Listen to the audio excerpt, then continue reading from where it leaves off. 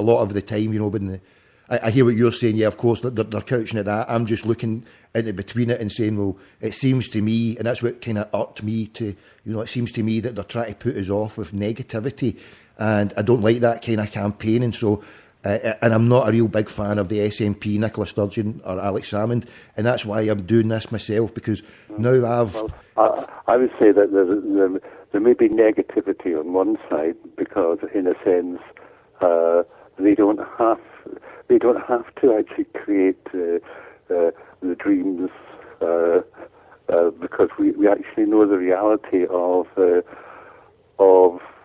being part of the United Kingdom, because we are part of it. We just like to have answers on the rest of them.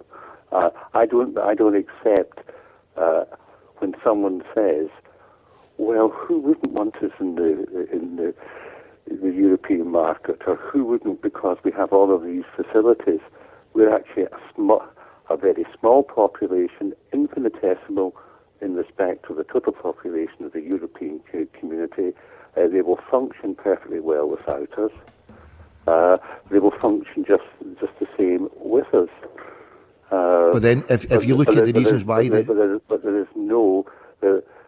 no guarantee that we will not go 4 or 5 years in the wilderness, and what happens to us then. I would like them to actually provide that. I do not accept that they're going to fall over themselves to admit a nation with a population of 5 million. Well, I look at it as in the fact that the reason why the EU was expanded, if you look at the banking structure, the Bundesbank morphed into the Eurobank, and for Germany it's very, very good for them to have as many people trading in that currency, because it's far easier and more profitable for them to sell their Mercedes and all the rest of the wonderful manufacturing base that they've got. So I would look at it on the basis that would they want a country that is stable, that has been part of a breakaway, it's part of a breakaway of a country that didn't want to be part of it fully. So if Scotland was to say, well, we want to be part of Euro, I would possibly say that maybe they would be more welcoming to us than some other Eastern European countries that maybe not make the requirements what Germany would see as a country that would be able to buy as much as their goods. So maybe Scotland would be more welcomed than others on the basis of what we fit, the box we ticks is a vast amount of customer base, no? In the other 90% of the people who live in the United Kingdom. Sorry? Isn't our stability actually rooted in the other 90% that make up the United Kingdom? Is there stability rooted in it? Well, I don't think... No, our stability comes from the fact that there are 3 other parts to the United Kingdom. But do you not think that Scotland would be stable on our own without being part of that? Do you think do you think there'll be an instability then? Does that indicate that, do you think there will be an instability if we go away, that there'll be so many problems that we wouldn't be able to encounter? You're talking about the European community. We're actually looking at Scotland because it's a stable nation, but I'm just saying to you that stability comes from being part of the United Kingdom. But that's what. Then I would further that argument on by saying, do you think that we would become unstable? I think that no one knows. I would venture forth and say that the Scottish people, being a creative people who invented penicillin, pneumatic tyres and TV, that would be creative enough to not crash our economy, that would be creative enough to not destabilise everything that we've got here just now. And I would say that the onus would be on a huge compromise between both governments, because if England or the United Kingdom wanted to cut their nose off to spite themselves and do something that would harm us, then, like you said, hold on, sorry, can I just finish? They're 10 times bigger than us. You know why we're part of the United Kingdom?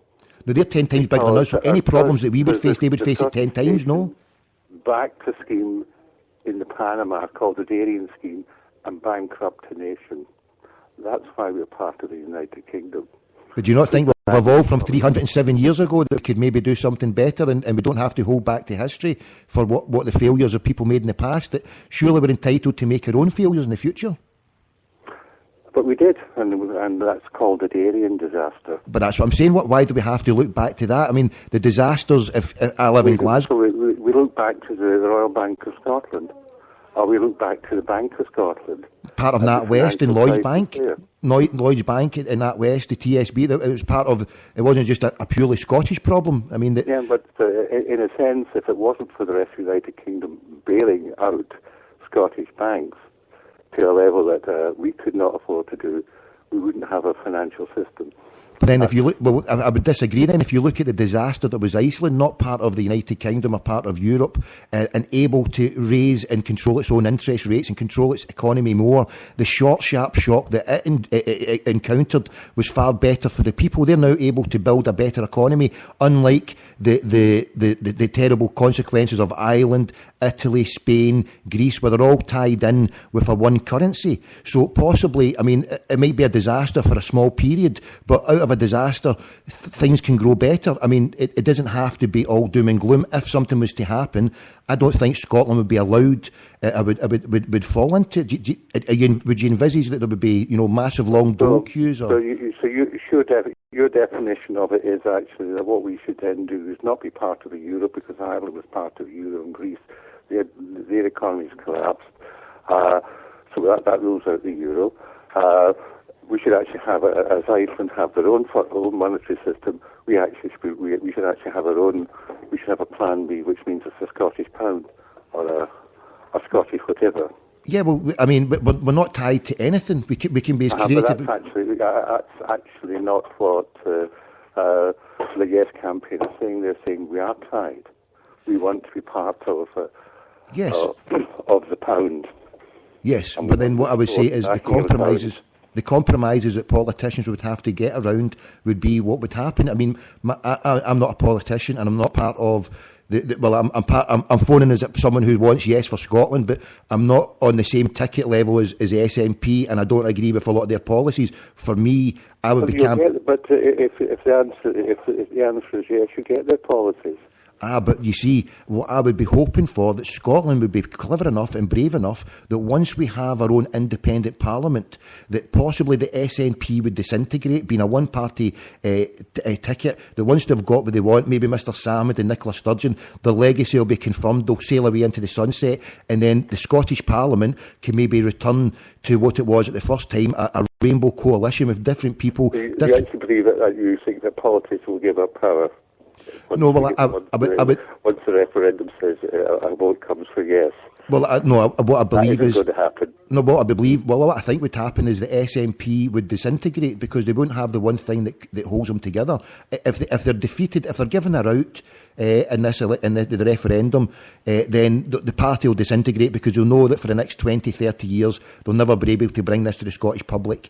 If it's voted in, then Mr Salmond, he's got what he wanted for all his lifetime. I mean, his name will be down in history for years to come, that he was there as a person who brought independence. So why would he really want to stay around when he knows that a party would probably disintegrate under him, and everything would be downhill from that, reaching the mountain peak? So, but whatever happens with the SNP, I would envisage that Scotland would be able, and I'm trying to be positive and saying that hopefully a political system that is led from Westminster, that clearly a lot of people can see is corrupt and bust and doesn't do much for the ordinary people. Surely in Scotland, if we had a chance to make our own system, maybe we can, the Scottish people, instead of voting for Tories or Labour or Liberals or SNP, they vote for independents or people who are in Inverness. Maybe there's someone in Inverness who wants to stand there. Maybe the whole people will say, well, this is the whole point of having our own parliament. We can vote for who we want. So an independent might get voted in, or a Green, or a whoever, Do you not think that the possibilities are endless, that if we can get control of our own destiny?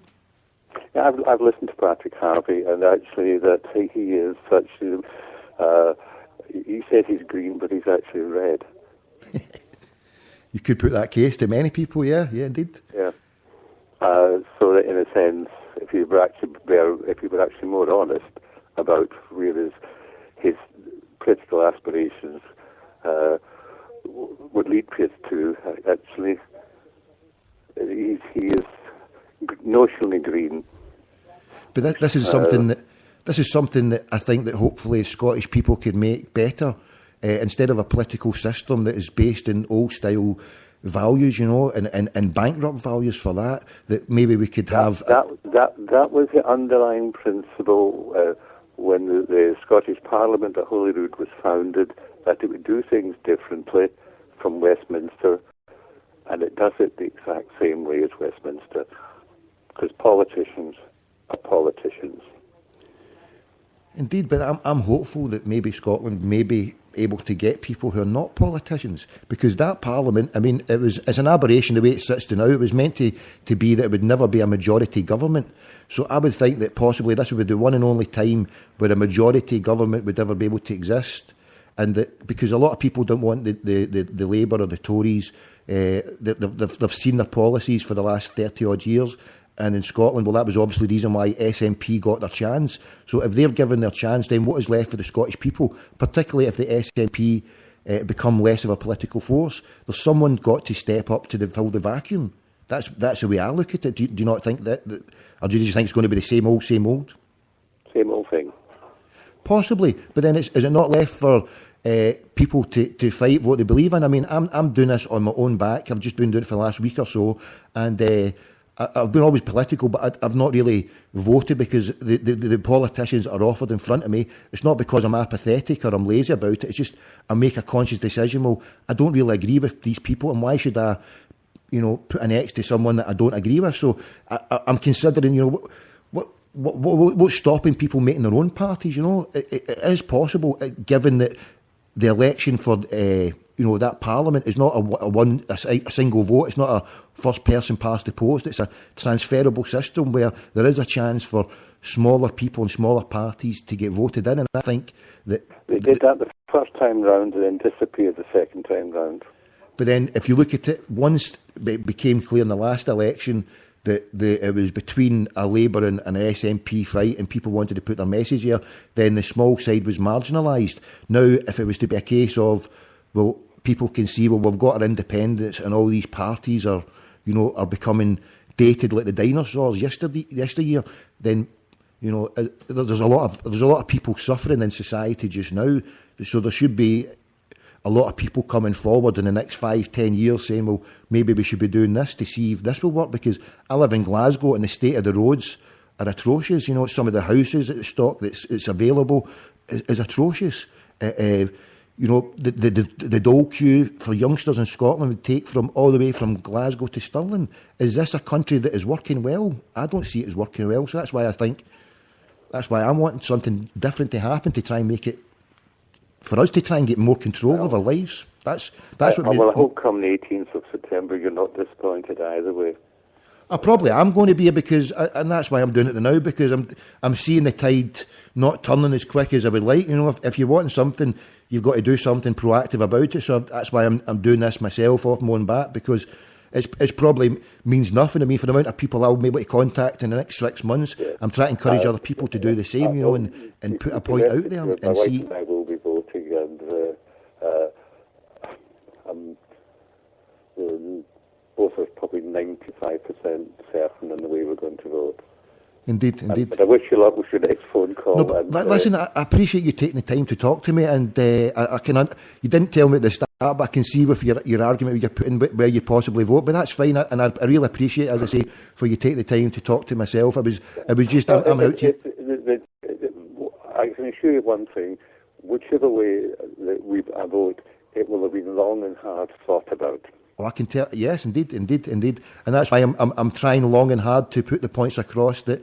Yes. You sound like a nice Scotsman, a nice Britishman. We'll never change. We'll still be part of the same island where that's part of Great Britain. It's just that I think that we can still have the Better Together campaign. Say we can have the best of both worlds. Well, I think with independence, I'm just a wee sad Partick Thistle supporter. Well, listen, do you know what? I lived across the road from the Giants. I come from Maryhill myself, so it was my first place where I ever went to any game of football. So I've got a close affinity with the wee Jags as well. So best of luck everyone in the next phone call, and carry on. As long as people end up, people think about what they're going to do. Yes, indeed, and as I say, I beg to your good self that do you think close? I know you will. You'll think well and long and hard about it, and it's all about.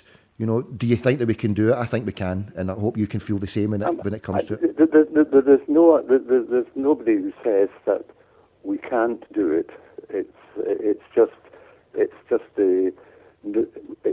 just actually having the certainty of what happens if we do it, and we're not. We're all being spun dreams. True. And sometimes dreams turn into nightmares.